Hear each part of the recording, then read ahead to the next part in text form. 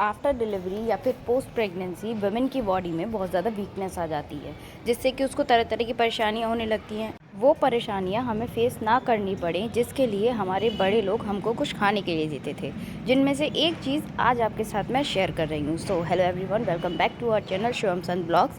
आज हम आपके साथ शेयर कर रहे हैं सांदा की वीडियो। ये वीडियो आपको और जगह पर भी मिल जाएगी, पर इसमें हमने कुछ और भी चीज़ें ऐड करी है। तो without wasting any time let get start the video first. इसके लिए आपको लगेगा आटा आपने गेहूं का लेना है।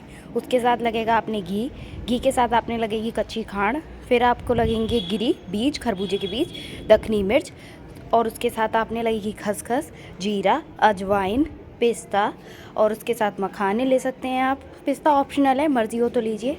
गोला, बादाम, काजू, किशमिश और गोंद। ये सारी चीज़ें क्वांटिटी कितनी लेनी है वो मैं डिस्क्रिप्शन में लिख दूंगी, या फिर स्क्रीन पर भी हाथ के हाथ लिखते जाऊंगी। अब हम इसको किस तरीके से बनाना है वो मैं आपको बताती हूँ। सबसे पहले आपने क्या करना है, आटे को लेना है। आटे को आपने भूनना है। गैस की फ्लेम आपने लो कर देनी है। लो फ्लेम पे इसको धीरे धीरे भूनते रहना है। 20 मिनट से 30 मिनट तक इसमें लग सकते हैं इसको भूनने में। तो आप इसे बहुत पेशेंस के साथ आराम आराम से भूनें, वरना ये कच्चा रह जाएगा, फिर आपको ये अच्छा नहीं लगेगा। आटा भूनते वक्त आपको इसमें 2 से 3 चम्मच, क्वांटिटी कितनी होगी वो मैं लिख दूंगी क्योंकि ये हमारी चम्मच थोड़ी बड़ी साइज़ की है। तो 2 से 3 चम्मच आपने डालनी है सौंठ। सौंठ हमारा पहला इंग्रेडिएंट हुआ जो सीक्रेट था। अभी नेक्स्ट आपको क्या करना है, एक सेपरेट कढ़ाई लेनी है। उस कढ़ाई में आपने देसी घी डालना है, और देसी घी डाल के उसमें थोड़ा थोड़ा क्वांटिटी में डालते डालते हुए धीरे धीरे आपको गूंद के लिए तलना है। गूंद के तलने की पहचान क्या हो जाएगी कि ये एकदम क्रिस्पी हो जाएगा, पॉप अप होके क्रिस्पी होगा ये। उसको आप हाथ से भी क्रश करेंगे तो अच्छे से क्रश हो जाएगा। इसको आपको अच्छे से भूनना है, क्योंकि अगर आप इसे अच्छे से नहीं तलेंगे तो ये कच्चा रह जाएगा, और जो भी ये कच्चा होगा तो ये आपके दांतों में चिपकना शुरू कर देगा, जो कि बिल्कुल अच्छा नहीं लगेगा जब आप इसको खाएंगे। तो इसलिए मेक श्योर आप गूंद को अच्छी तरीके से तलें। जब ये तल जाए तो इसको एक सेपरेट बर्तन में निकाल लें अलग से।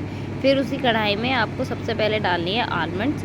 जितने भी आप आलमंड्स यूज़ कर रहे हैं उतनी आलमंड्स आप एक साथ डाल सकते हो, और इनको भी अच्छी तरीके से तलना है आपको। तलने की पहचान वही, जो इनके ऊपर का कवर है वो एकदम फूलना शुरू हो जाएगा। जब ऐसा होना शुरू हो जाए तो आप बादाम को भी निकाल कर उसी सेपरेट कढ़ाई में, या जो भी आपका बर्तन है उसमें ही अलग अलग करके रखते जाएँ। इसके बाद नेक्स्ट आपको क्या करना है, नेक्स्ट आपने इसमें डालने हैं काजू। काजू भी आप एक साथ डाल सकते हैं। सारे काजुओं को लीजिए ऐसे के ऐसा ही, और उसको एक साथ आप कढ़ाई में डाल दीजिए। उसको भी आपने भूनना है, गोल्डन ब्राउन हो जाएगा, इनका कलर चेंज होगा। कलर चेंज होने की इनकी पहचान है कि ये तल चुके हैं अच्छे से, तो उसको भी आप गोल्डन ब्राउन करने तक तलें, और उसके बाद उससे इन काजुओं को भी आप उसी पॉट में अलग से निकाल सकते हैं। इन ड्राई फ्रूट्स को हम इसलिए तल रहे हैं क्योंकि तलने से क्या होगा, इनका टेस्ट जो है वो एनहांस हो जाएगा, और ये खाने में बहुत ज़्यादा अच्छे लगेंगे। ब्लेंड करके हम इनको खाएंगे। ब्लेंड कैसे करना है वो भी मैं आगे बताऊंगी। अब नेक्स्ट आपको इसमें क्या करना है, जब आप काजुओं को निकाल लें तब उसी पॉट में आपको डाल देनी है किशमिश। ठीक, कढ़ाई में किशमिश सेम डाले तले। किशमिश आपको बहुत जल्दी से डालनी है, थोड़ी सी ही उनको आपने तलना है, और आप देख ही सकते हैं कलर जैसे इनका चेंज हो गया है एक साथ। अब इसी स्टेज पे आपको इस किशमिश में ऐड करनी है गिरी, खरबूजे की गिरी आपको इसमें ऐड कर देनी है। आपके पास तरबूज की गिरी है आप उसे भी ऐड कर सकते हैं। आपके पास कद्दू के या पंपकिन के सीड्स हैं आप उसे भी ऐड कर सकते हैं। जितने भी आप सीड्स ऐड करेंगे वो इसमें ज़्यादा हेल्दी उतना ही ये बनेगा, और उतना ही ज़्यादा टेस्टी भी लगेगा। हमारे पास इस समय खरबूजे के सीड्स थे तो हमने वही ऐड कर दिए। खरबूजे की गिरी भी जब पॉपअप होने लग जाए तो आपको इनको लेकर दोनों को निकाल लेना है अलग सेपरेट बर्तन में। हमने इनको सेम पॉट में निकाला है जिसमें हम और सारे बाकी के ड्राई फ्रूट्स रख रहे हैं। उसकी वजह ये है क्योंकि हमको गिरी और किशमिश हम दोनों ही ग्राइंड नहीं करेंगे। अगर आप चाहते हैं गिरी को ग्राइंड करना तो आप गिरी को अलग निकालिए और किशमिश को सेपरेट रखिए। ठीक है, हमने ये दोनों इसी में निकाल लिए। अभी आपको आगे दिखाएंगे कि आगे किस तरीके से काम करना है। अब सेम पॉट में आप क्या करेंगे, मखाने डालेंगे। घी बिल्कुल भी आपने अभी ऐड नहीं करना है मखाने के लिए। मखाने आपको सिंपल ड्राई आपको रोस्ट करने हैं। ड्राई रोस्ट करके उसे सेपरेट पॉट में निकालें। अब आपने इन सारे ड्राई फ्रूट्स को अच्छे से ब्लेंड कर लेना है। सबसे पहले गोंद के बाद काजू बादाम, फिर उसके बाद मखाने को आप ब्लेंड कर लीजिए।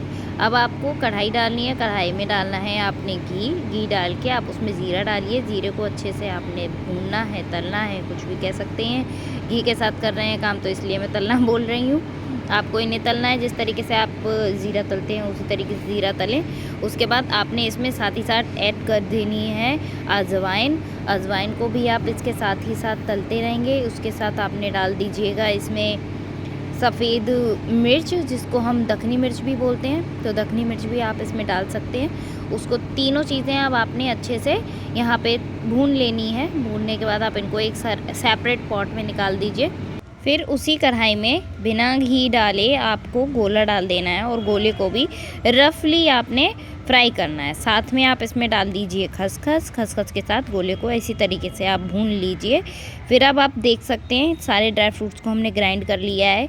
याद रखिएगा जो ड्राई फ्रूट्स हम अब ग्राइंड कर रहे हैं उनको हम एक बड़े पॉट में निकालें, क्योंकि अब हमें सब चीज़ों को मिक्स करना है। उसी पॉट में हमको डाल देना है आटा। पॉट इसीलिए बड़ा लीजिएगा। आटे के साथ ही आपको अब इसमें डाल देना है कच्ची खांड। कच्ची खांड को हम इसमें डायरेक्ट ऐड करेंगे, उसके साथ आपको कुछ भी नहीं करना है। उसको भी अब हम इसमें डाल के अच्छे से मिला देंगे। अब आपको उसी कढ़ाई में देसी घी डालना है। अब बारी आती है हमारे दूसरे सीक्रेट इंग्रेडिएंट की, जिसका नाम है कमरकस। यदि आपके कमर में दर्द रहता है तो आप इस सांदे में कमरकस डाल सकते हैं। कमरकस की क्वांटिटी कितनी होगी मैं स्क्रीन पे मेंशन कर दूंगी। उसके साथ आप बारी आती है थर्ड इंग्रेडिएंट की, जो कि है टर्मरिक यानी कि हल्दी। हल्दी एंटीबायोटिक होती है, तो इसलिए हम इस सांदे में हल्दी भी डालेंगे। आपका मन है डालिए, नहीं मन है आपकी मर्ज़ी है। बाकी ये एंटीबायोटिक होती है तो आप इसे भी इसमें ऐड कर सकते हैं। काफ़ी सारे लोग इन चीज़ों को ऐड नहीं करते हैं, पर जैसा कि मैंने पहले ही कहा था ये फुल फ्लैश रेसिपी है सांदा बनाने की, तो इसमें आपको सभी चीज़ें हम दिखा रहे हैं जो जो सांदे में पड़ती हैं। अब जब हमारी हल्दी अच्छे से पक गई है तो हम इसको लेकर डायरेक्ट अपने जो बाकी के हमारे इंग्रेडिएंट सारे मिक्स हुए रखे थे उसी पॉट में इसे डालकर मिला लेंगे। हमारा सादा बनके तैयार हो गया है। घी इसमें इतना पड़ेगा जैसे आप हाथ में इस आटे को ऐसे बंद करेंगे तो ये लड्डू की तरह शेप लेने लग जाएगा। बेसिकली ये न्यूली मदर के लिए बनाया जाता है। उन्हीं को ये खाने के लिए दिया जाता है आफ्टर डिलीवरी, जिससे कि उनकी बॉडी फिट रहती है और उनकी हेल्थ भी अच्छी बनी रहती है। इसी तरह की वीडियो मैं अभी और 2-3 चीज़ें हैं जो आपके साथ शेयर करूँगी, तो आप हमारे साथ बने रहें, चैनल को सब्सक्राइब करें। मिलते हैं आपसे नेक्स्ट वीडियो में। Bye bye.